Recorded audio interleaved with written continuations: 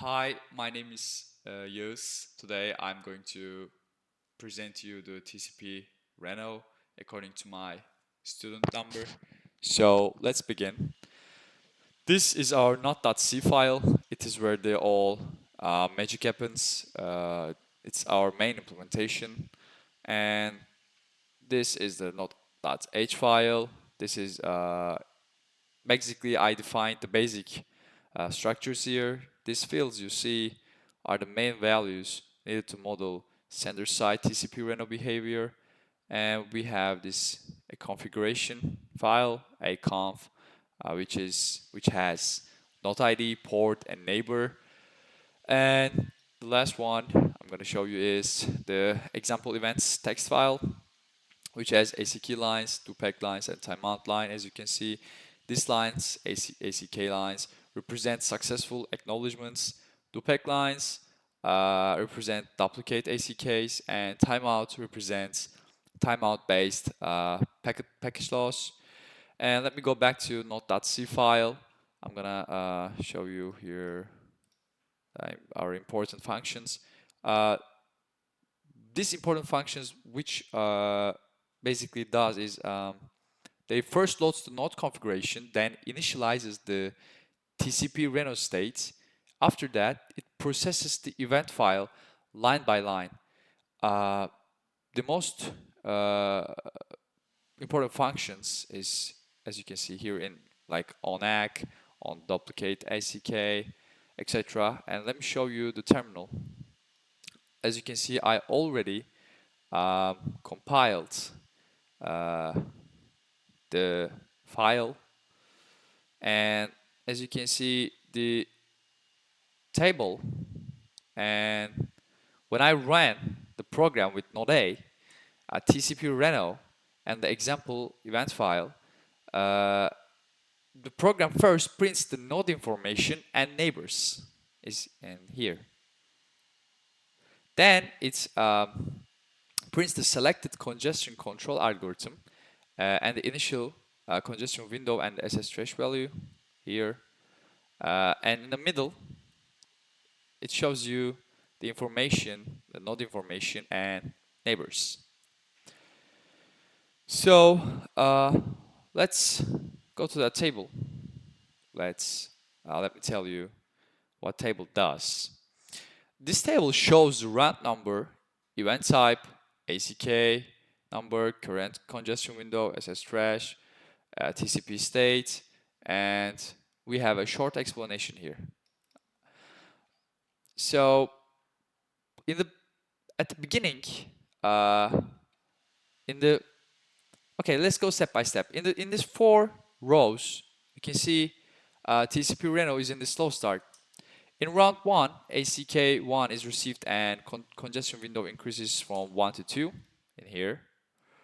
And then in the following ACK rounds, congestion window continues to increase 3, 4, 5.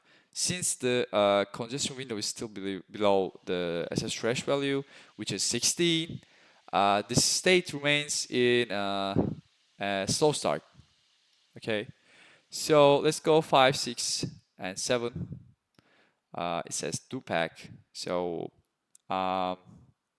which means they are duplicate ACKs for ACK number 4. The first 2 duplicate ACKs do not trigger recovery yet. So window stays at, I say window is congestion window, stays at 5. So on the third duplicate ACK, TCP Reno assumes package loss. At this point, SS trace value becomes half of the current congestion window, so it becomes 2.5. Then Reno sets congestion window to SS trace plus 3, so the congestion window becomes 5.5. The state changes to fast recovery, and this is the main behavior. And let's go look 8 and 9. In here, there's 8 and 9 rounds. In here is basically new ACK arrives after fast recovery. So Reno exits fast recovery, sets congestion window back to SS trash value, and moves congestion avoidance. And in round 9, there's another ACK arrives, and Reno uses an increase. So congestion window grows slowly 2.5 to 2.9 in here. So let's look at the last 3 rows. So timeout is treated as a stronger congestion signal here. In round 10, a timeout occurs, and then Reno resets congestion window to 1. Okay, so update is the trash to 2 and returns to slow start. This shows the conservative behavior after timeout based package loss, and after that new ACKs arrive again in round 11, and congestion window increases to 2, and since the congestion window reaches the SS trash, the state moves towards congestion avoidance. And in last line, the 12th line, congestion window increases more slowly to 2 to 2.5.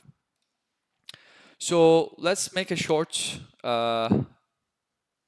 summary. In this single run, it demonstrates that how the required TCP Reno behaves. And okay, so in the first, let's summarize. In the first 4 rows, we show select slow start. In the 5 to 7, we showed that triple duplicate ACK detection and phase recovery. In 8 to 9, there is exiting the fast recovery and continuing with the congestion avoidance. In the 10th round, we showed the timeout handling and where the congestion window is reset to 1. And then in the final 2 rows, we showed that congestion window increasing again after the timeout. So this project satisfies all main requirements because it uses a single executable and sender-side congestion window behavior, reads configurable package loss events, and demonstrates the triple duplicate ACK and timeout scenarios, and prints congestion window evolution step by step. So um, if the program had failed, I would also explain the exact failing point and the technical reason. For example, possible problems would be incorrect config parsing, incorrect event parsing, wrong fast recovery transition, or wrong timeout reset behavior. And okay, I'm going to wrap this up. In conclusion, this project demonstrates the Reno behavior, Reno congestion control behavior, and the output shows you slow start, congestion avoidance, fast retransmit, fast recovery, timeout handling, and step-by-step congestion window evolution. Thank you for listening, and thank you for watching.